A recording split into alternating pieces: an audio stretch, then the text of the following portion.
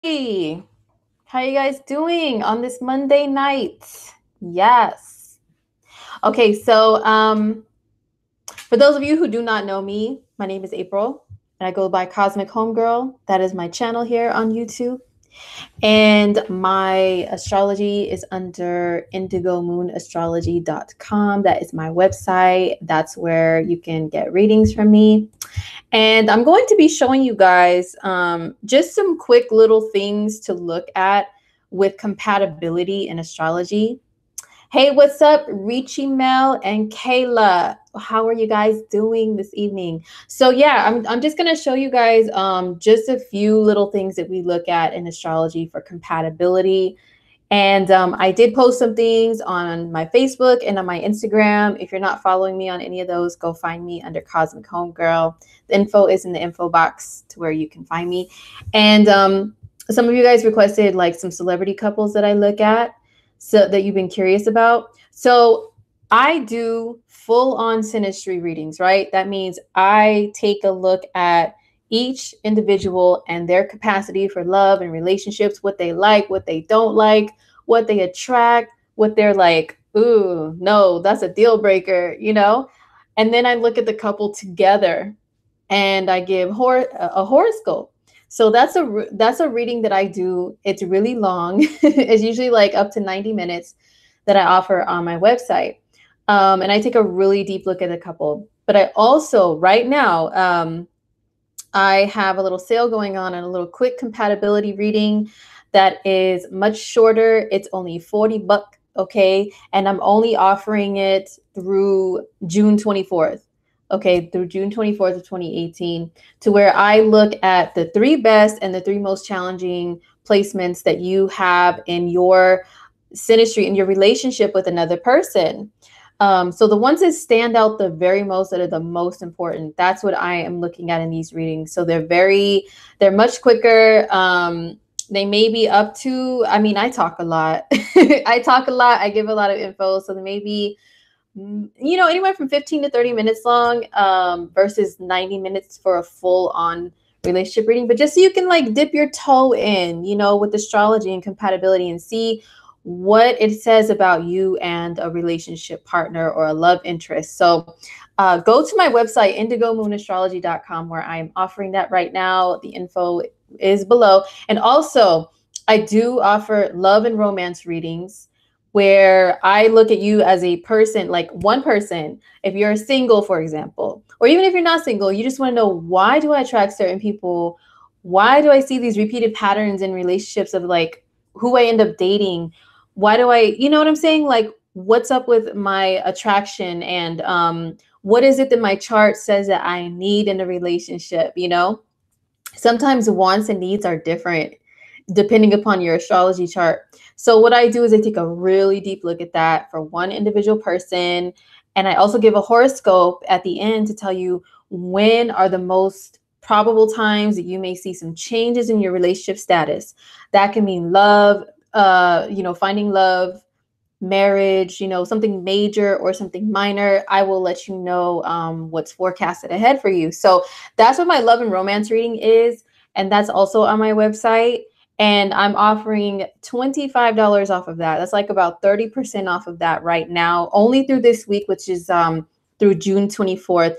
And you have to use a coupon code, which is just the word Venus in all caps. And that's also on my website.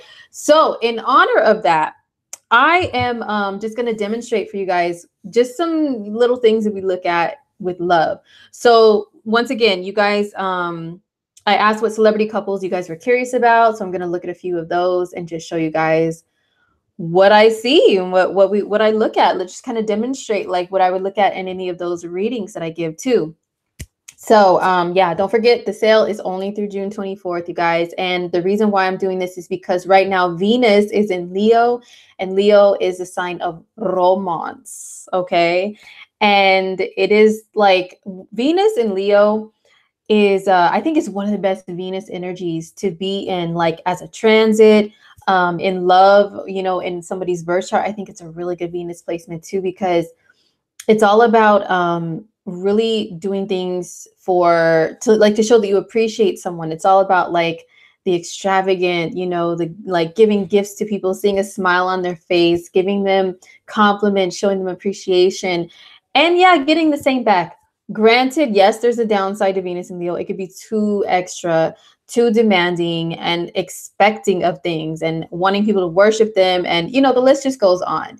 But I love the energy of Venus and Leo in the air when it comes to love. It can be fun, it can be exciting. So Venus is in a conjunction with the North Node. Okay. And the North Node, it really just like magnifies things in a way. So there could be a magnified focus on love right now, and romance and obsession. You know, the North Node can rule like what we are obsessed with.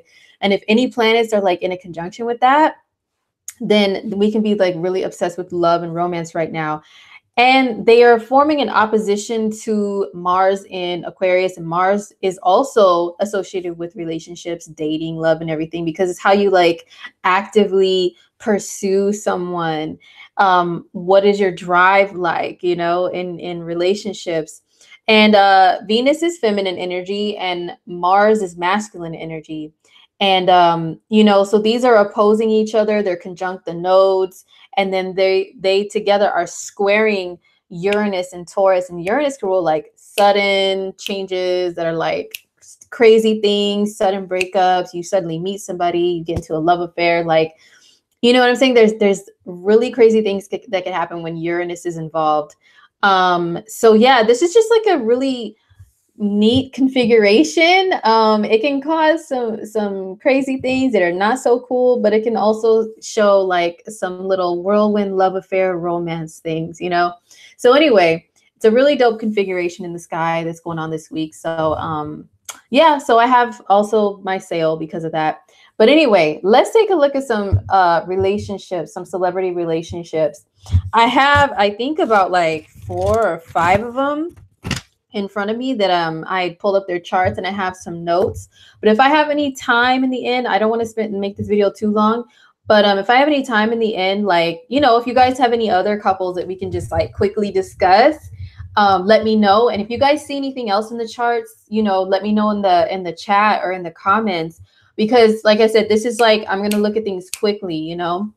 So first of all, I had a request given to me to look at Prince Harry and Meghan Markle and look at their relationship in astrology and what makes them attracted to one another. And you know what, you guys, just to keep it real, like I'm also looking at the charts and I'm picking up on like some intuitive things too at the same time, because I am an intuitive astrologer. So I don't just look at like all the nerdy math and everything. I also like kind of feel things out. And you know, to be honest, I don't really feel like with Harry and Meghan, I don't, there's a lot that I just don't see like matching up like as being a good match in their chart. But every couple has their good and their bad, okay? So that's what we're going to look at. So let's Mars is conjunct your Venus right now, Yasmin. Oh, interesting. Mars is at 8 degrees of Aquarius as I'm doing this video. So that's the degree of your Venus. Let us know. Mars and Venus aspects can, the opposition, the conjunction, the trine, and the square, they can indicate like times where you may be having feelings like towards love that's like amplified. You know, it can either be like you feel very passionate, you desire more out of love, or maybe you have some frustrating things going on with the opposite sex, or not always the opposite sex, but even in same-sex relationships, there could be one person who's more masculine and one that's more feminine, you know. So Mars can rule the masculine, Venus the feminine. So those people could play those roles either way, you know. So there could be like a frustration and a tension going on. So far, just a lot of fighting, Yasmin, girl. I am sorry you're having that drama. You know, Venus and Leo is opposing that stuff, so that can bring the drama. Yeah. So I hope it gets better, because that can be happening with this configuration too in the sky. Okay, and that's this whole week that it's very strong. So let's take a look at Prince Harry and Meghan Markle. I'm not going to go through like their whole entire history and all that stuff, because I'm doing several people in this same video. So I'm going to screen share. I'm going to show you guys their charts, and we're going to, look and see like what's their attraction to one another. What are some key points that show attraction, and what are some challenges that they might have based on their charts, okay? So can you guys see Mr. Prince Harry? So with both Harry and Meghan, okay, now this is astrotheme.com, and they are the ones that usually have celebrity charts, like well-known public figures charts. Sometimes they have a source for the birth time. Sometimes they don't. And when they don't have a source listed, I'm like a little iffy about it. And then I'll watch interviews from the person. I'll get a feel for their energy and see, and I'll look at other things to see if it matches up. I didn't really do that with his. I don't really know Prince Harry very well, like energetically, but we'll just work with this as an example, okay? So here's Prince Harry's chart. He's a Capricorn rising. He has Venus in Libra, okay? So this can mean like the type of women that he likes are graceful. They're graceful, they're Libra-like, they like to just smile and look pretty, and they can be diplomatic in nature. And his Venus is in the 8th house. Okay, so that means he likes a woman that has a little bit of depth to her.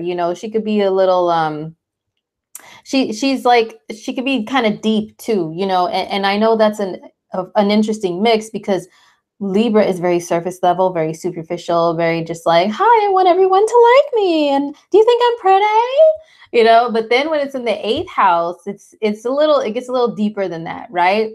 So what I find interesting about the connection with Prince Harry and Meghan Markle is, well, they do get a positive point for him having his ascendant in Capricorn and descendant in Cancer, right? So the descendant can show the type of relationship partner that you crave as well. So he craves somebody who has Cancer type qualities within them. So he likes a woman that does want to, have a family, have a home, and build together. And that is, feminine and stuff. She's feminine in nature. He likes that. And then let's look at Meghan's chart. Well, look at here. They have her ascendant as Cancer and her descendant as Capricorn. So that means she's got that Cancer vibe going on. She's got her ascendant here. She's got Mars here. So she does fit the bill for his 7th house of the relationship partner, with having Cancerian qualities. And then also going just a little deeper, she's got these Libra planets down here at the bottom of her chart. Her 4th house of family and, Cancerian themed things is in Libra. So that means she's got all this stuff in her 4th house. So she has Cancer planets and 4th house planets, which give off the same type of energy. So she does fit the bill. So they get a point for that. All right. A good point, a plus for that. So, and also, her 7th house of her partnerships, the type of man that she'd be attracted to, is in Capricorn. And Harry is a Capricorn rising. So he fits into that pretty well. So, that's a plus. Okay. Now, something else that can be a plus is, well, it could be either a plus or a minus between these two, is check this out. You see the degree of his ascendant? That means his descendant is also that same degree, 11 degrees of Cancer. Well, look what Meghan has at 11 degrees of Cancer exactly. Her Mars. That means her Mars lands right on his opposite sign. Where that can be good is passion, physical passion. Where it can go wrong is Mars is a planet of being combative and disagreeing. So they may have moments to where she's the Mars person. So she may bring, maybe there's a higher chance of like arguments. Maybe if they get into fights, it could be kind of passionate fights, but it can go either way. It's up to them. You know what I'm saying? So that could be either a plus or minus with these two. Now, what's interesting about them is she has the Sun and Mercury in Leo. Very like, you know, she likes to shine. She likes to probably like put on a show, and she's probably creative and stuff. I mean, she's also an actress, I believe. But he has a sun and Mercury in Virgo. And Virgo is a little bit more like low key, you know, a little bit more down to earth. He's got the sun in earth, the moon in earth, ascendant in earth. You know, and then he doesn't really have much fire. He has a little bit of fire. He's got Mars in a fire sign, but that's really about it. You know what I'm saying? And she's got like fire, like Leo planets. So that's where I feel like they may clash with how they talk. Mercury and Leo is like mad animated, likes to tell stories, you know, and be a little bit loud when they talk. But then Virgo's not really like that. They're a little bit more quiet, you know what I'm saying? And then his Mercury and Virgo is in the eighth house. He's probably like a little bit more of like a private dude. And then Leo is showy, you know what I'm saying? And then her Leo planets are here in the first house of me, myself, and I. Look at me. So she doesn't like, when I've seen pictures of them, like she doesn't always come off like that, like, or seen video footage of them. But I'm just saying, like behind the scenes, she may be like that, you know? And then he's behind the scenes, you know, he may smile for the camera and everything, but he's probably like more low key. You know what I'm saying? So that's where I feel like they could really differ in their personalities. Now, another thing that I feel like could be either hit or miss, a positive or a negative. Hold on, let me turn my phone thing. Okay. Is check this out. See, this is one of the points in astrology that I see in couples that could be like a bomb. Okay, either a good or bad bomb. Okay, look at this. He has his Venus at 17 degrees of Libra. Okay, Venus is love, expression of love. It's women, it's all that stuff.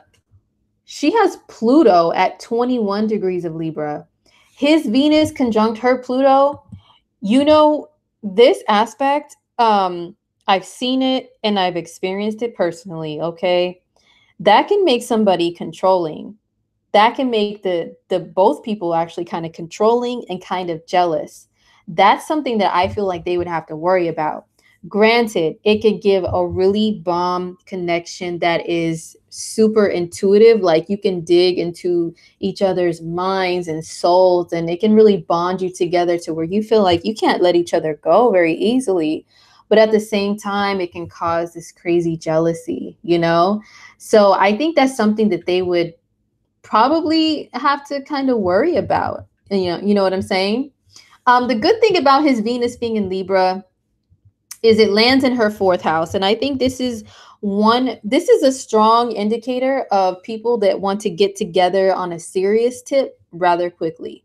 Like they move in together, they just feel like this is the house of family. And if his Venus, which is love, falls in the house of family, well, you know, that's the way that they can feel like, oh, I want to move in with you. I want us to build a life together, build a family. Like that happens very quickly. You know what I'm saying? So if you've ever had a relationship like that where you felt like that with somebody, or you got together quickly and had children or moved in, you know, check each other's charts. You know what I'm saying? Because someone's planets may land in someone's fourth house or even fifth house, you know, of romance and kids. And I've seen that a lot. One of the good points, a plus in their synastry, is he has Mars in Sagittarius, and that lands in her fifth house of romance. So, you know, basically, I see a lot of points in their chart that add up to them having like a very strong physical attraction to one another, romantic attraction to one another. But in the long run, I don't see too much like strong chemistry. You know what I'm saying? They also get a plus with her Mercury being in Virgo. You know, I mean, her moon sorry, oh my God, I cannot speak. Okay. Her Venus is in Virgo and his Mercury's in Virgo. So they may be able to have like, you know, this relationship where they have some decent conversations, or maybe you know, they can connect that way. And her Venus lands in his eighth house. Actually, her planets land, Leo and Virgo planets land in this part of the chart, which rules relationships and having a strong, intimate bond with someone. So, that's good. That's probably what really bonds them together too. But yo, I'm really worried about that Venus and Pluto thing that they've got going on, because it's very close in degree that I think he could be like possessive over her. You know what I'm saying?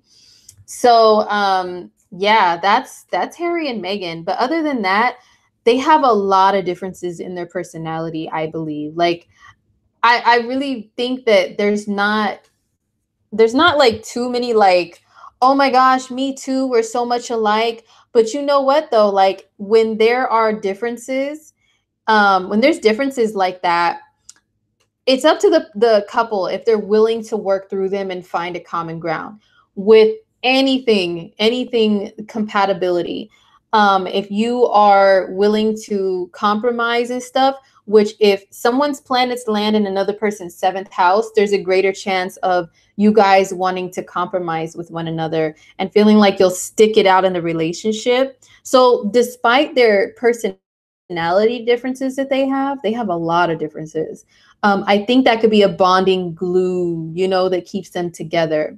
So let me see what you guys are saying over here in the chat.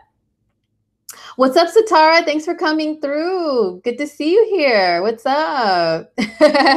Reach Email says, Virgos are like, why are you so loud? Yes, Mercury and Virgo could be a little bit more quiet and a little bit more shy when they talk. They're very conscious of what they say before they say it, Whereas Leo is just like, blah, blah, blah, blah, me. I'm so great. Yasmin says, my partner is a Virgo with Leo Mercury. Doesn't mesh well with my Mercury and Pisces. Yeah, Pisces is a little bit more like low key too and quiet. And Leo can be like loud storytellers. You know what I'm saying? It can work. Yes, Satara is right. It can work out if you try, because Mercury and Leo is very creative, and so is Mercury and Pisces. So there's probably like artsy things you guys can enjoy together. Like, you guys probably enjoy music and maybe good shows and movies and stuff. So that could be how you can get along. Like, if you guys converse about things like that even with the differences in your Mercuries, you can make it work. You can make it work. Yasmin asks, do I think having opposite ascendants is really a positive thing? I think it is in a couple situation, because you guys kind of meet each other's needs as far as the seventh house. Like, it's one indicator. It's like I said, it's 1 point. Okay. It's just 1 point. I think it does add it's a positive. Yes. It's a plus. Okay. Your Jupiter's in your boyfriend's fourth house in conjunct his moon. I don't know if we'll have kids. Well, but do you guys feel comfortable with one another though? Did you feel comfortable right away? Because the fourth house rules comfort and security, as well as living together and stuff. So, so yeah. Oh, thanks, Love Nana. Thank you so much. What's up, Malcolm? Thanks for coming through. Okay, so the next couple, well, yeah, and just to wrap it up, yeah, like with Harry and Meghan, like I said, I think they have a very strong, they do have some strengths in their bond, but I feel like that there's just a lot of things to where they just don't really mesh well, but for some reason they feel like they can make it work, So maybe they can, you know what I'm saying? Maybe they can. Okay, so now the next couple I'm going to look at by request is Will Smith and Jada Pinkett Smith. They are a very interesting couple. Like, they're super interesting in the way that they have their family. They raise their kids. Everybody is always fascinated by the way they raise their kids. And I feel a lot of Uranus and a lot of Neptune energy with the way they raise their kids, because their kids are super free spirited. And then Uranus energy or Aquarius or 11th house energy, they all don't really, they kind of let their kids raise themselves sometimes in certain ways, And for some reason it works for Will and Jada. You know what I'm saying? They have some things in common. Now, the only thing with Jada is we do not have her ascendant, but with Will, we do have his birth time, and I guess it was given by himself in a book. So we'll roll with that. We'll roll with it. Okay, so let's look at Will and Jada's synastry.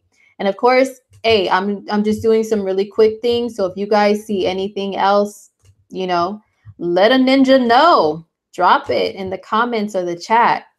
Okay, so this is Jada Pinkett Smith's chart. Hold on, let me turn my notes page. Okay, so this is Jada's chart. Now I think Will and Jada personally, I think they do have a lot of things in common energetically because they have planets in the same signs. Like she has a stellium of planets in Virgo, and then she has a few in Libra too. And Will also, he has some planets in Virgo and some planets in Libra. So because of that, them having planets in the same sign, I mean, just by very, very basic astrology, there's things that they have in common. It can be seen right away that they can bond over the common personality traits or interests. Okay. But let's take a just a slightly deeper look. So what's going on here? So Will, he has, and the degrees of the planets matter, you guys. They really do because, yeah, we can see, okay, Virgo, Libra, Stellium, okay, but like how close their planets are to one another really makes an impact of how strong the the bond is or the similarities are. So he has Mars at 2 degrees of Virgo. Mars is like how you act, towards things, your physical actions, and your drive and how you take initiative is Mars. So his is Virgo, and I think him having planets in Virgo is what makes him like a funny dude too. So what does Jada have in Virgo? Aha, her Mercury is 9 degrees Virgo. So his Mars and her Mercury conjunct. Now, I feel like this could be a challenge for them because Mars can mean anger and aggression, and Mercury is the mind and communication. So he could probably aggravate her sometimes to where she like talks crap to him, or they may do that to each other because of that conjunction. So, that's pretty interesting. I would say that that's kind of a challenge for them. What else is in Virgo? Well, her moon is in Virgo, but we don't have her birth time, and the moon moves degrees. It moves 1 degree every 2 hours in a day. So her moon could be anywhere from like 8 to 20 degrees of Virgo. So, but seeing that, he also has Jupiter in Virgo. So that means his Jupiter could be conjunct her moon. The moon rules emotions. It also rules the household and family and motherhood. So Jupiter conjunct the moon. Jupiter is joy. You know what I'm saying? And it also expands whatever it touches. So he probably expands upon her emotions, just to keep it simple. He probably emotionally brings her great joy in some kind of way.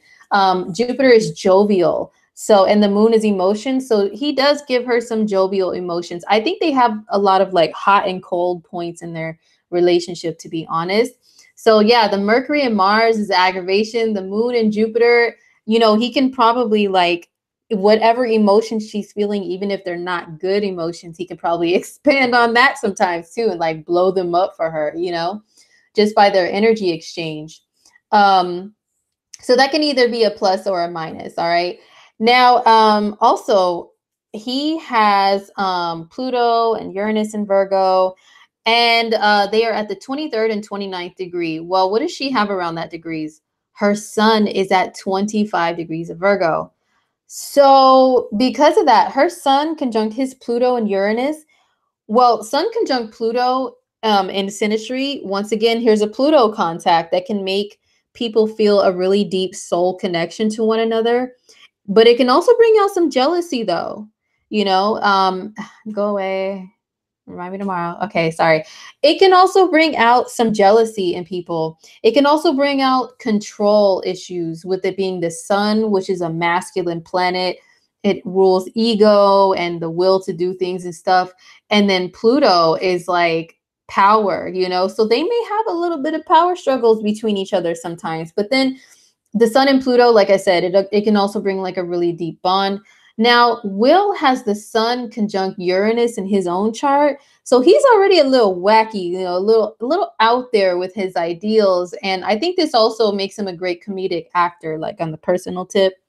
But just getting back to their relationship though, like he has the sun in a conjunction here with this planet. So he's unconventional. And then her sun conjuncts his Uranus too. So that makes their relationship unconventional. Like they're equally Like they have that exchange between them where they can agree to be unconventional. So that can point to ways in which they raise their kids together as well. I really wish we knew her ascendant. Dang. But yeah, so that can either be that can be a good thing, but that can also mean that they can have extreme ups and downs in their relationship to where they go through sudden like changes that are unexpected within their relationship too. But they can go through it together, you know, with their sons conjuncting here. So what else? Another plus for them is Will has the sun at 2 degrees of Libra. Jada has her Venus at 1 degree of Libra. So what does that mean? Well, her Venus on his sun, that means that Venus is also like a pleasant energy. Like if your Venus touches someone else's planets, you bring a pleasant energy to them. And you know, maybe this is why he could find her to be absolutely stunning and gorgeous too, because Venus can rule beauty. And if her sense of beauty is conjunct his sun, you know, that could be a good thing for them. What's also interesting is her Virgo planets, they fall in like his third house here. And that could be like a really buddy relationship. I call that the house of buddy. They call it the house of siblings. So yeah, it could be like a sibling type relationship, but when you think of a couple, you don't want to use the word sibling, okay? When it comes to attraction. That's a little creepy. But it means that when it's a couple, you feel like, hey buddy, old pal, like you guys can pal around together, okay? That's the simplest way that I can put it. Another plus for them is even though her Venus is 1 degree of Libra, his Venus is 28 degrees Libra. They still have Venus in the same sign. So just looking at simple astrology, the way that they express themselves in love and the things that they find beautiful and enjoyable in life, they can have like a similarity there with their Venuses in the same sign. So that is pretty interesting. Also, when I look at relationships that seem to be you know, when people stick together for a long time or they feel very drawn to one another, I look at the north and south node too.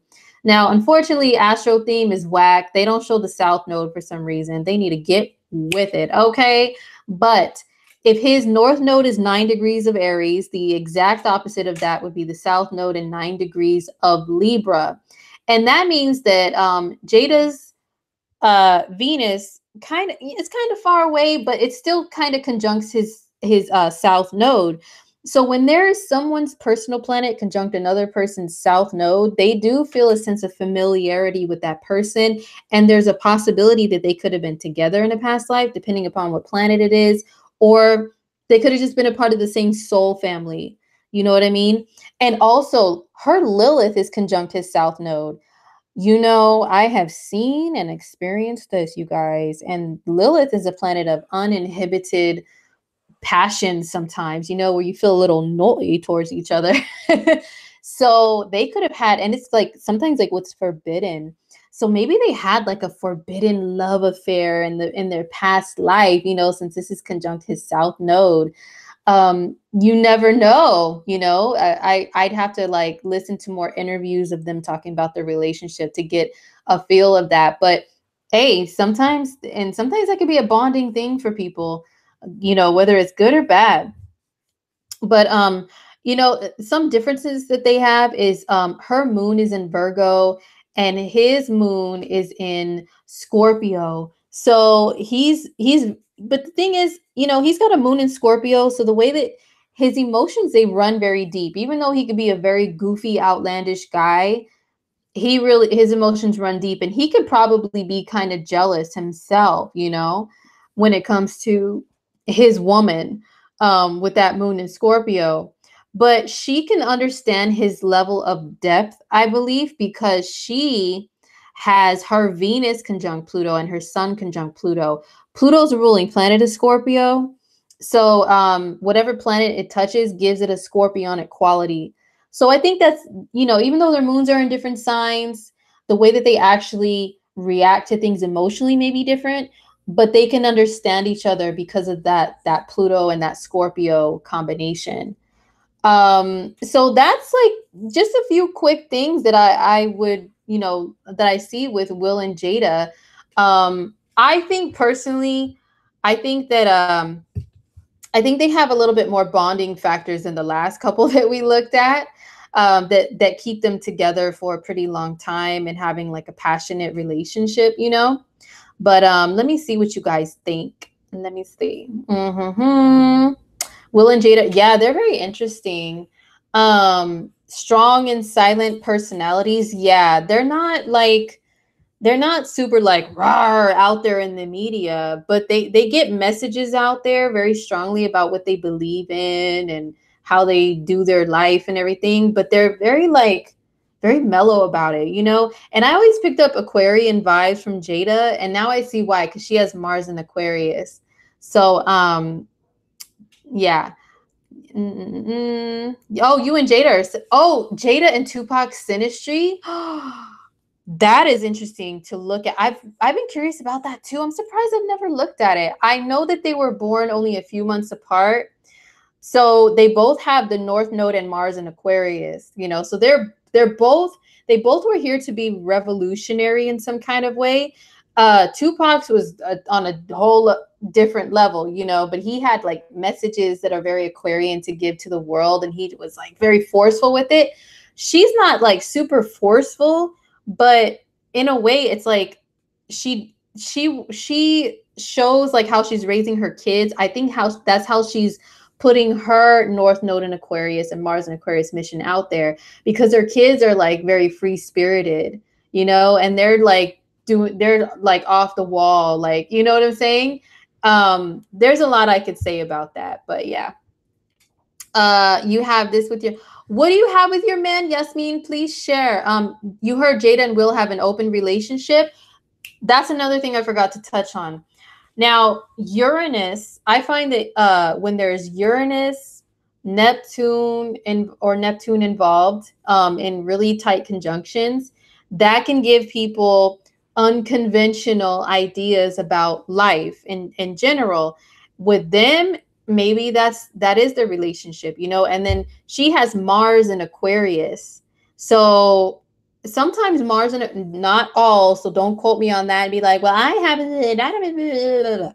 But sometimes Mars and Aquarius, or Aquarius planets in general, are notorious for being unconventional and not being traditional with relationships in general, meaning they can be in same-sex relationships, or they can kind of experiment a little bit more, because Aquarius and Uranus are the energies that can rule science. So literally people are like doing their own little science experiments, when it comes to relationships. I wonder what it's like to be with this person. I wonder what it's like to do this or do that.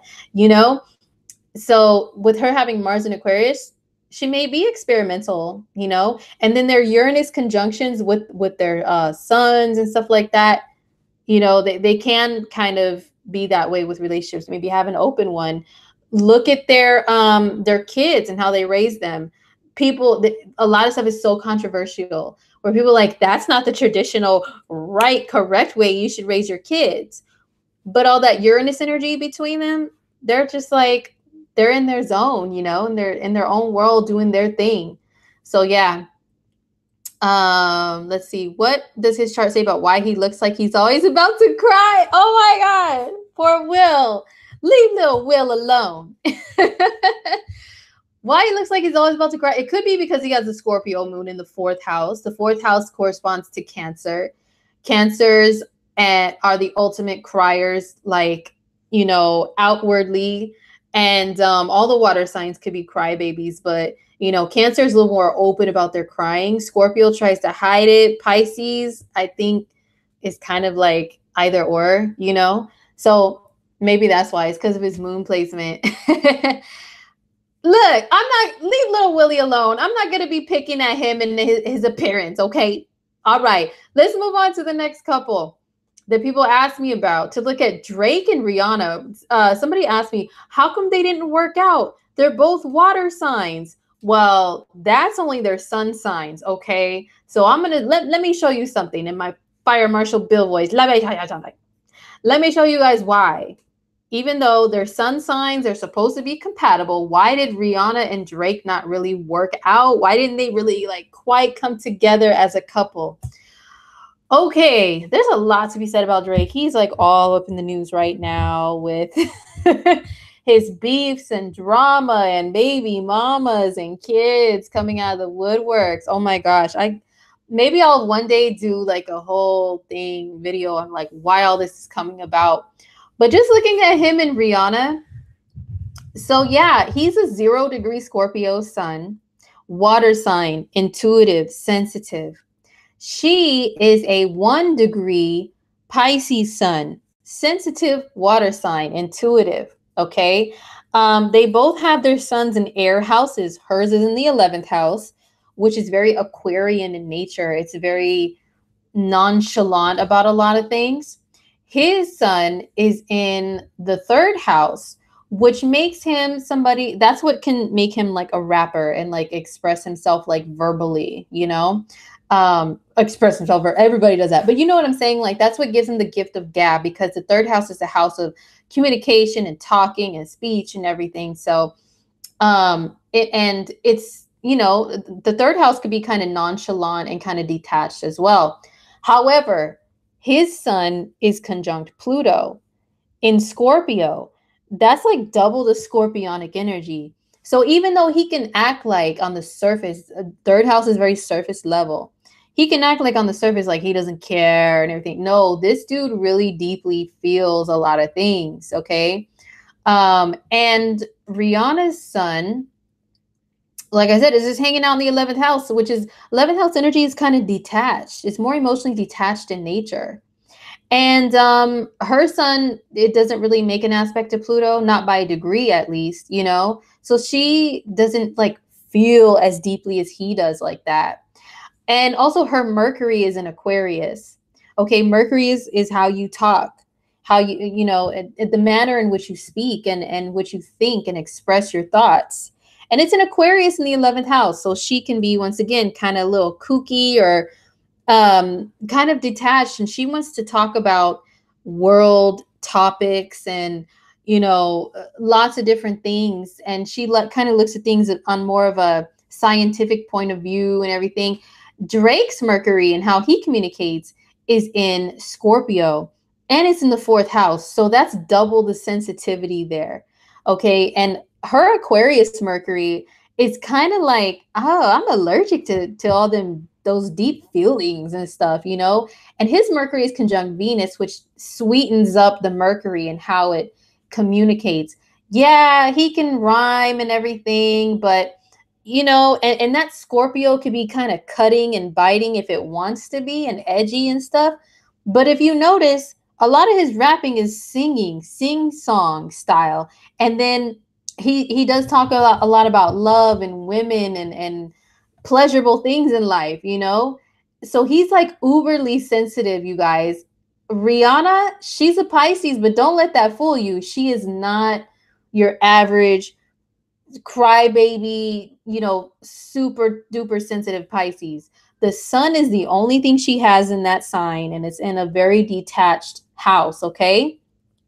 And also, she has a fire ascendant. She has it in Aries. Now, he has a fire ascendant too. It's at the very last degree of Leo. That's really the only fire that he has in his chart. But they get a point there for having fire ascendant. So the way that they approach life can be very passionate and driven and fiery. However, look, he's got all this Scorpio. He's got 4th house stuff. And then he's got this little Cancer moon up here. He's got a moon in Cancer. How he deals with emotions is very Cancer. Now, his Cancer moon is in the 11th house. So he's got a little bit of that 11th house vibe too. Okay. So he can kind of understand like looking at different points of view of things and stuff. So, there's a point and a plus there. But look at Rihanna's moon. It's in Aries. She has a moon in Aries. Their moons actually square each other very closely by degree.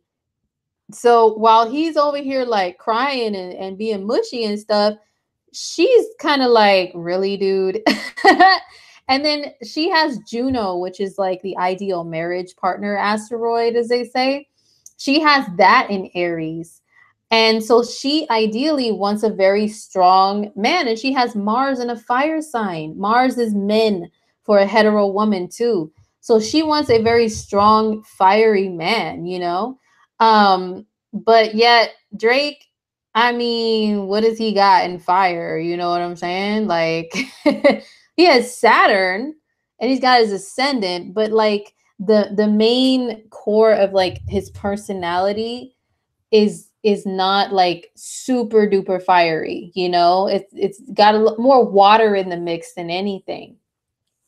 And then also, what else was interesting about their synastry? Um, well, you know, a really good thing is her Pisces, her sun in Pisces, it falls here in his seventh house of relationships. So, and then his Scorpio stuff falls here in her seventh house and in her eighth house. So seventh and eighth house energy, like it is a very good bonding energy. It can be what brings people together, but it's not everything, you know what I'm saying? So it's like they remain friends, I believe. Like they still kept in touch, you know. They didn't quite dive into a relationship from what I know, but I think like the whole him being like sensitive and like I think there was like an award show he was like professing or confessing whatever the hell his love for her, and she was just kind of like, I'm allergic. All this Aries was like, no, dude, like what are you doing? You're being a wuss on national TV, and I'm just like not. And then I think they said that he was making that moment about him when it was supposed to be presenting an award to her. Her Aries is like, yes, I won an award. It's all about me. Yes, I'm great. And his Leo rising was like, let me take this opportunity to say how I feel and make this the spotlight on me for a second. And then all his mushy, you know, Scorpio, fourth house, and Cancer planets kicked in. And she was just like, nah, I'm not really feeling that. So anyway, I mean, so with their synastry, you know, they have some pluses, they have some minuses. Um but I just think they have too many personality differences, you know, with her having like the Aries stuff, a lot of Aries stuff. He has a lot of Scorpio, you know. So and Aries and Scorpio are not like the most traditionally compatible. They can have like a lot of passion within them because they're both ruled by Mars. But the Aries just wants to get things done very quick. Scorpio can maybe kind of like dwell and wallow a little bit in the emotions, especially being in the fourth house. And then Cancer can do the same thing, you know. So maybe he's not really that much of a like take action, seeming like he's like super protective type of a dude, you know. And her Aries kind of um needs a manly man, a strong man, you know. So that's probably why they didn't really work out, you know. So that was just hold on, let me stop. So yeah, that was just a quick look at like Drake and Rihanna, like why oh, a Scorpio and a Pisces, they're supposed to be like super compatible. You got to look a little deeper than that, okay? Yeah, and then she has Venus in Aries. And Venus and Aries women can be very like fierce, you know. They could be very Aries is a masculine sign, so she has a lot of masculine energy within her. And then he's got all this water stuff that's like feminine, you know. So but she craves a masculine man, so it's like that's why it doesn't really work that well despite their sun signs. Yeah, poor Drake, I know, poor guy. Yeah, so anyway, okay, so next couple we're gonna look at the request of a viewer is Scott Disick and Sophia Richie. Now what in the, you know, a lot of people were wondering about them because of the age difference, because Sophia was born in 1998. She's still a baby as of right now, okay, in the year that we're in. And Scott was born in 1983. So it's like, why? Like, what are they doing? Scott is a dad. He's got 3 kids. He's divorced. She is just barely gonna turn 20 years old. Like, what does she want with this older man who has kids? And then you know what? I heard a few weeks ago that they broke up because he was caught cheating, like supposedly at like Kanye's listening party for his new album. And it's during Gemini season, and he's a Gemini. And I know. Oh my God, here you go, Gemini. Listen, Gemini is a sign of duality. They can tend to crave a duality when it comes to relationships. They can get bored easily. So, especially if it's their season, it can kind of activate that Gemini energy to crave, like, to get bored and like, hey, I know I have something waiting for me back home, but you know what? There's a little something over here. I need some variety in my life. Okay. They get like that sometimes. Whether or not they act upon it is on them and other things in their chart. But let's take a look. Let's take a look and see. Oh, and supposedly they're back together. I saw like a little headline that said she was with him for Father's Day with his kids, yada yada yada. But what's up with Scott Disick and little Sophia Richie? Okay, like why? What's the deal with their relationship? Let's just take a look at a few quick little things here. See some pluses and minuses within this union. Okay, so the biggest thing that I noticed right off the bat, okay, the age difference thing. Why does it not matter to these two people? Let me hold on. Let me mic check, mic check. Let me adjust the mic real quick so I could maybe be a little more clear. Okay. Let me put you guys up on a little bit of game. All right. Now, Neptune, the planet Neptune, when it comes to relationships, it Neptune dissolves. Neptune can cause lots of delusions, lots of fantasy, lots of idealism and projection of what you ideally want in a person onto that person, even though it may not be true about them. Like you see them like they have sparkles, and like this mystical fog around them, like no, like that's how you see that person when Neptune's involved. Okay. Also, when there's Neptune involved in a relationship, when the couple gets together, a lot of times they feel like time doesn't exist. Age, chronological, anything that has to do with Saturn, with Father Time, it does not exist. Boundaries do not exist. Okay, rules don't exist with Neptune. So when somebody has a Neptune, really strong Neptune connection in their chart, that's how they feel. And that's when you see people who may have these age differences, or they may have differences, like major differences in their upbringing, their nationality, and like maybe other things that matter to everyone else, but to them they don't matter because Neptune dissolves all of that to where they just don't care. They just want to flow and bliss together. Okay. So here's Scott's Neptune, 28 degrees of Sag. I really wish we had his ascendant, but we don't. Okay. Look at Sophia Richie. They do have her birth time. They said it's by her birth certificate. Okay, so we'll roll with that. Her ascendant, 28 degrees of Sag. Once again, his Neptune, 28 degrees of Sag. Okay, so this is why the degrees matter. That is an exact conjunction. What does that mean? It means he sees in her this like fantasy. He doesn't care about anything that has to do with earth and practical. He doesn't see any of that. So when they get together, it's just like la la la, all this bliss and everything. Okay. Like I would imagine that's what it's like. They don't care about their age, they don't care about responsibility, but he has a lot of other people around him that have to ground him and bring him back down to earth. Like I'm pretty sure what's her face that he has, his ex-wife, Kourtney Kardashian, she has a Capricorn moon, so you better believe she probably checks him on a lot of things to bring him back down to earth. But yeah, with this Neptune conjunction, they don't care. They just do not care when they're together.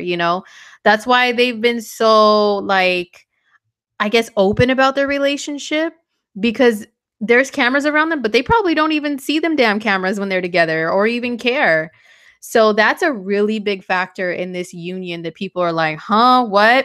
You know what I've seen with Neptune conjunctions? Some crazy stuff. I have even seen, I know it's like, it'll probably make you guys hurl. It makes me hurl, just spew a little bit, just talking about it. But there was a story in the news last year, the year before, where there was a mom who gave her son up for adoption, and then the son came back to find her, and he was like 19 years old, and they ended up falling in love. I know, nasty, right? But I could see in their eyes, Neptunian people have these eyes that you can see Neptune in if you can really read people. They both have that eyes of like delusion and fantasy and dissolving boundaries. And there was a Neptune connection in their chart somewhere when I had looked it up a long time ago. It even dissolves the boundaries of whether or not you're family sometimes for some people, which is, and the rest of us are like, what freaking planet are you people living on that you don't, you don't see what you're doing and how it's unacceptable? They're like, what? We don't understand. Neptune is like a hippie planet, like you're just floating, like, hey man, come on, let's get high, who cares, man, like Towley on South Park. You want to get high? You want to escape reality and what's right and wrong down here on earth?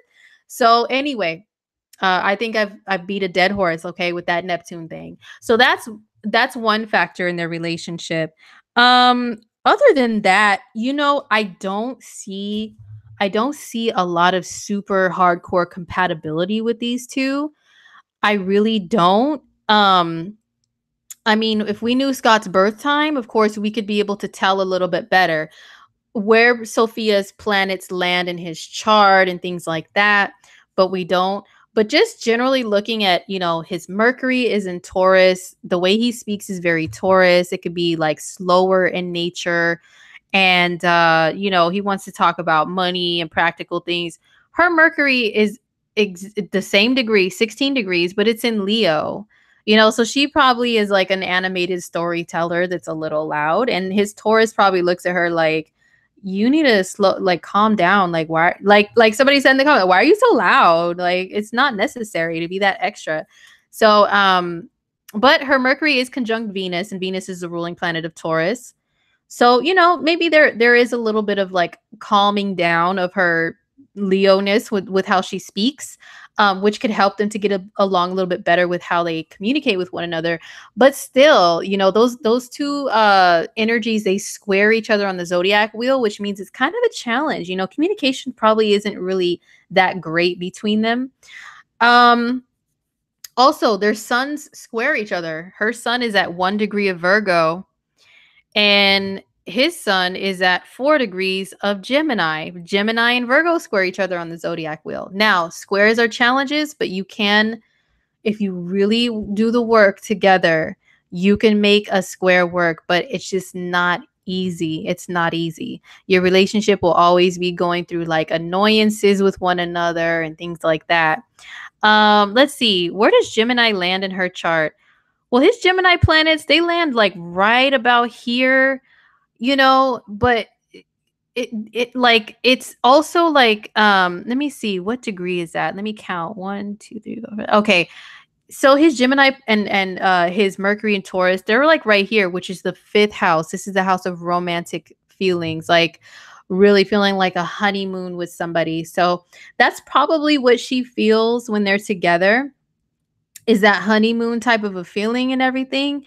But and then also with her ascendant being Sagittarius, the opposite sign of Sag, which they're attracted to, is Gemini. So she, her descendant is Gemini, so she's attracted to Gemini men. So she's so they have some good points there, but at the same time, like, this is a square, like their suns square each other, so the way that they express things could be different from one another. He could be like blah, blah, blah, blah, like court jester Gemini, and her Virgo is probably giving it like the side eye emoji face, rolling its eyes like, what are you doing, you clown? I would imagine it might be like that. Now she has a moon in Libra, and it's in the 9th house. So moon in Libra, and his moon is in Sagittarius. that's why he's wild and it lives life in excess, you guys. That's why he drinks so much and everything. He has a drinking problem. Is because of that moon in Sag. Now we don't know the degree of his moon because we don't know what time he was born, but it's more than likely still in a conjunction with Jupiter and Uranus, which like really does some crazy things to his emotional, the way he handles emotions, and his inner mind could be like pretty crazy. And I did hear him say he has problems with insomnia. So it could be attributed to that, because the moon can be the inner mind, but it can also be attributed to him being a Gemini. Sun and Mars in Gemini has so much energy, and Gemini rules the mind. His mind is just like crazy. So anyway, him having a moon in Sag, is different from having a moon in Libra. They do sextile each other on the zodiac wheel, so they make a good aspect. So as far as like emotionally, they can get along with each other, and also Sag is the ninth sign on the zodiac wheel. Her moon is in the ninth house. Okay, so they do kind of have the feelings of like wanting to live life to the fullest and be adventurous together. And then, plus his moon, it may be in a different degree as her ascendant, but it's still in the same sign. So she has a little bit of that Sag vibe to her, that likes to kind of be a little wild, and adventurous and exploring the world and traveling and all this stuff. So that's why, you see like pictures of them traveling together and doing all this stuff, going on little vacations and all that. Another thing that's interesting that could be either a good or bad point with them is his moon is in Sagittarius. Once again, we don't know the degree, but it could possibly be in a conjunction with her Pluto in Sagittarius. Now, remember what I said about planets conjunct people's Pluto. That can bring some jealousy. It could bring obsession. It could bring this feeling that like you have to have someone, you have to be together, you can be crazy about each other, but it can also bring like a little intuitive connection to where you can like feel each other on a deep soul level, like that's very unspoken. You don't even have to say how you feel, you just know. Sometimes you can just know things like in a kind of a creepy way with one another with Pluto conjunctions. For example, I had a conjunction with somebody's Venus was conjunct my Pluto before, and there were times where I would be trying to call him, and I couldn't get through. It went straight to voicemail. It happened all the time. And then I'd finally like give up on trying to call him. Then he'd call me right away. And I'm like, hey, I was just trying to call you. He's like, well, I was trying to call you. So I couldn't get through because we couldn't get through each other because we were trying to call each other at the same time. It happened like all the freaking time. Or I would just get a little feeling like la la la to look out the window. Something would tell me, look out the window. I look out the window, here this dude is pulling up. Like he's just freshly pulling up in his car. That happened all the time. And Pluto is a very psychic planet. So they could have like a connection like that, which could be pretty cool. If he was creeping, I'm sure she knew, with his moon conjunct her Pluto, she probably dug in and knew. And then plus she's got an eighth house stellium. Eighth house stuff doesn't play. It's very intuitive too. Does not play around. It can be very jealous. So overall, I feel like they have some decent points in their chart, but I feel like mostly their attraction could be pretty delusional because Neptune is just all right here. You know what I'm saying? And then he's got all that Gemini. She's got a bunch of eighth house stuff. Eighth house energy is like Scorpio. It doesn't like to play games. It's like, are we together or are we not? You're only mine. I possess your soul, ninja. Okay. Like I possess everything about you.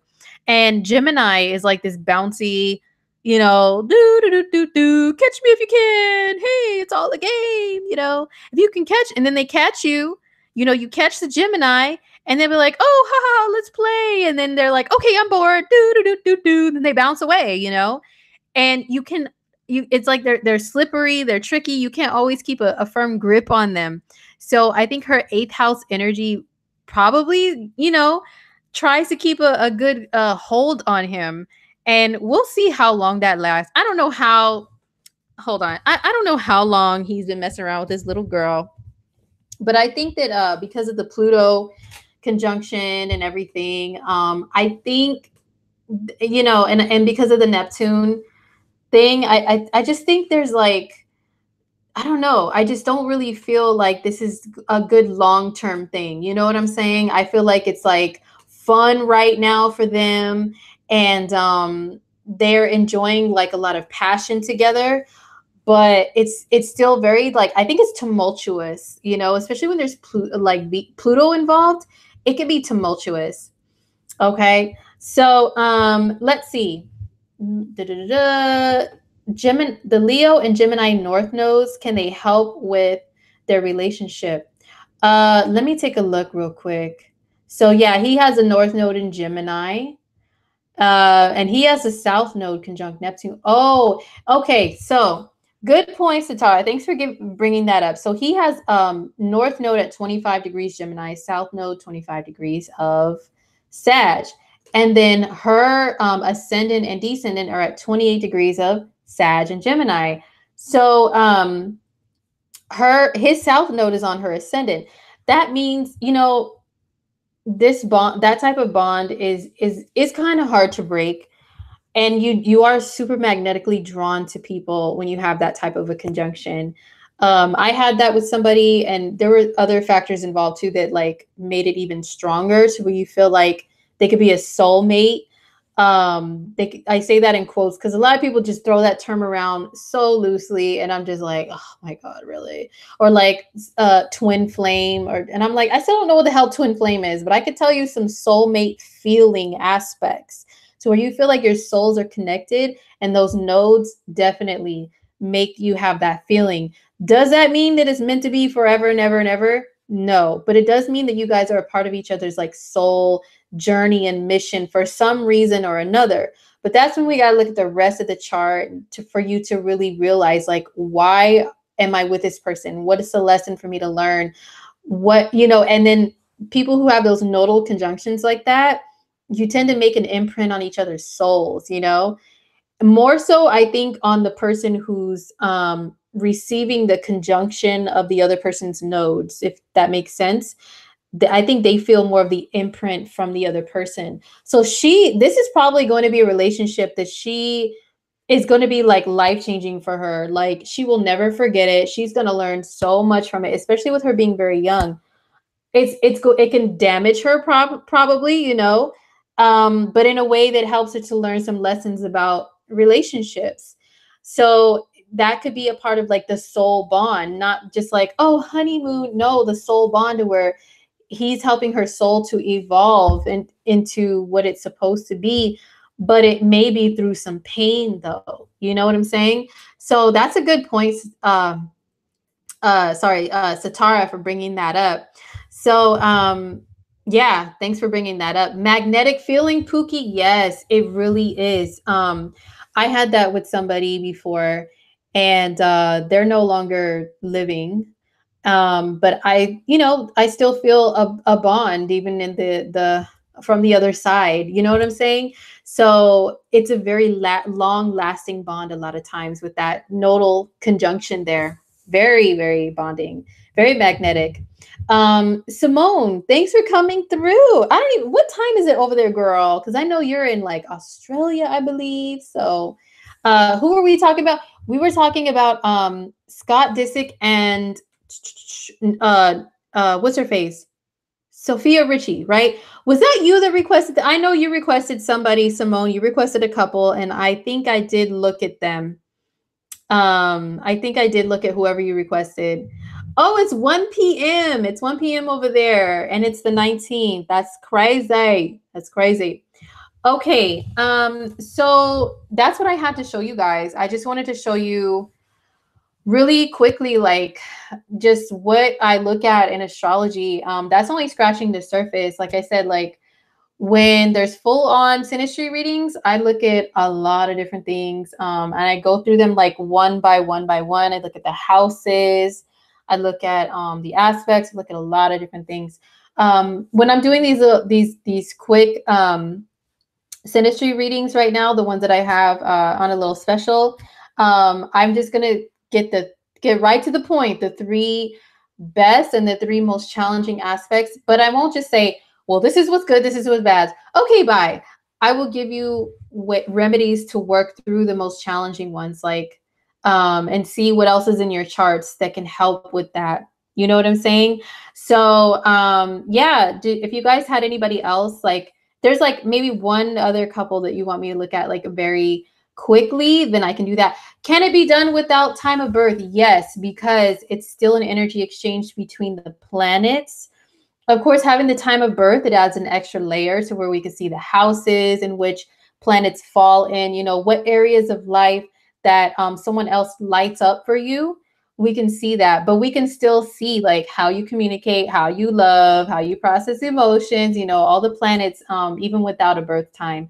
So yeah, it can still be done, Blue Angel. Thanks for asking. Um, what about moon on a person's south node? That's a good question. Moon on a person's south node, you know, it depends on the degree. If it's very close, it's a possibility that you could have been family in another life. And I know some people might be like, "Bleh," like another incest thing, right? But when it's a past life, it's, you know, it's not like you feel like, oh, I'm attracted to my mother. Like, it's not like that. It's, how can I explain it? You could have been a part of the same family or the same soul family, or been in an emotional connection with each other very deeply in a past life. I have seen this conjunction equate to family members. Yes. I have this actually with my sister. Her moon is on my south node, and I've always felt like, even though she's younger than me, that she was my parent in a past life. Actually, with doing some past life work, I think she was actually my father in a past life. Crazy, right? You can have that in a synastry love situation, and you know, maybe it could have been family that that person was before, but when you come back together this time around, and even if it's like a love relationship, it doesn't make it like weird, you know, it doesn't make it like incestual feeling. It's like you still feel romantic, but you feel super comfortable with them, you feel super close right away usually. So that's what that can mean. Okay. What if his Venus is in your 12th house? Is that a question? Yeah, if his Venus is in your 12th house. Ooh, if somebody's Venus lands in another person's 12th house, that's another aspect that I find can lead to people feeling like someone is their fantasy person, or like time and rules and everything else doesn't exist when they're together. And Venus can kind of light up that 12th house a little bit to bring them more in touch with nonverbal communication between you two, like heighten your intuition with your connection to one another. And Alyssa, yes, unconditional love. You can feel unconditional love, like you would sacrifice anything for that person. You would give your left kidney for that person if they needed it. You know, the bad side to that is, yeah, it can be a little bit delusional, or like there could be a lot of idealism that's involved, to where you don't clearly see the person for who they really are. Sometimes that can mean that you can see someone in this idealistic way, to where you don't see all of their flaws, which sometimes could be a good thing. Like, say you have that conjunction, right? Or that connection, that Venus in the 12th thing, and your partner is like, oh my God, I'm so ugly. Oh, I'm fat. Oh, I hate my hair. Like, you may not see what they see. You know, you may be like, oh my God, you're the most beautiful, handsome thing ever. Like, what are you talking about? I don't see any of that, you know? So sometimes, yeah, so there's good and bad with that Venus landing in somebody's 12th house. But you know, sometimes it could feel like there's a victim savior role thing going on too, where one person feels like, oh, I'm the victim, I need this person to rescue me, I need them to always, I can't do life, I need them to do life for me, you know. So there's a lot of different things that can go along with that. That's also someone's planets landing in another person's 12th house. I always find, like, I would say 90% of the time, that their relationship could have started off as an affair, or just as very secretive and very private, very hidden. And that they do kind of like maybe have a hidden aspect to their relationship. They don't always maybe post on social media about the relationship, or you know, there's something a little secretive going on there. Okay. So let's see. Oh, Simone, yeah, you're kind of verifying that. You might be a little bit like a secret relationship. Yes. Oh my gosh, I've seen that repeatedly. It's crazy, right? Okay. Peace says peace. XOX. What about if you and your partners, Mercury and Venus, both are in the same degree? Well, it depends on the sign. Like, you mean in the same sign in the same degree, or do you just mean they're at the same degree but in different signs? If they're in the same degree but they're in signs that square each other, then that can make the square really, really tight, to where there's challenges with like how you communicate and how you express yourself in love, and like what you guys like, what your interests are. If they're in a trine aspect, and they're in the same degree, it can strengthen the bond between you, and feeling like there's so much in common, you're so compatible. It's like an easy flow of energy. You could communicate well. It gives that feeling. So that's just a few examples. Okay, no same degrees, but different, same degrees, but different signs, but the house is trine. Oh, that's like a little math configuration. I would have to see it. I'd have to like see it. Um, Alyssa asked, Instant Go for iPhone. How does that work? Does it? Oh, that's a good question. Good question, Alyssa. Okay, so yes, I am on Instant Go. It's an app. Unfortunately, right now it's only on iOS. I thought it was on Android. So if you see it on any of my videos, I put iOS and Android. That was an error on my part. My bad. But it's on iOS. So yes, you do pay to ask questions. Okay, it is kind of like texting. It's like you can get like a mini reading, but it's like through like a text message. And it's pretty cheap too, unless you have like 500 questions, and it can get expensive. But if you have like, hey, like people just they message me, for example, their birth information and a partner's, and they just say, what do you see? Right. And all I do is I look at their charts, and I message them back the strongest thing that I see, of like you know, like maybe one thing or something, like one or two things. And I just send that to them. It's not it's not like super deep, like a reading, unless like it's your choice to keep messaging back to find out more and more and more and more. But that's how Instant Go works. You just send someone a message, and yes, you do have to pay for the answer, for the astrologer's time to still look at your chart. You know what I mean? But it's a little bit of a quick and easy way to get a reading too. Um, but anyway, yeah. So, but that's it, you guys. I feel you guys already know me by now. If I talk for too long, I start to lose my voice, because Taurus rules the voice, and I have hella Taurus in my chart. So I'm gonna go get some tea. I'm gonna get back to work on these readings, and if you guys would like to participate in my little sale I have going on through June 24th on quick compatibility readings, where I can look at your relationships. Just get straight to the three best and the three most challenging aspects and what you should do with them. Then hit up my website, indigomoon.astrology.com. If you want me to look at your relationship compatibility, capacity, Lord have mercy. What happened to my English today? You want me to just look at you and what you attract and why and all those questions, and a love horoscope, hit up my website for the love and romance reading. It's $25 off this week. So the info is below. But yeah, also follow me on Instagram. I'm back on there posting stuff as much as I can about astrology. And don't forget to look at your horoscope videos that I've been putting out too. So peace out, everybody. Have a good night. I hope you enjoyed. If you want me to do this again, and you have any other suggestions of any other celebs to kind of look at their relationship, then drop them in the comments. And yeah, we'll take a look see. All right, guys. So have a good night or day wherever you're at. And I'll be back to talk about, I think it's the sun in Cancer is the next major transit. So I'll be back to talk about that this week. All right. Peace out.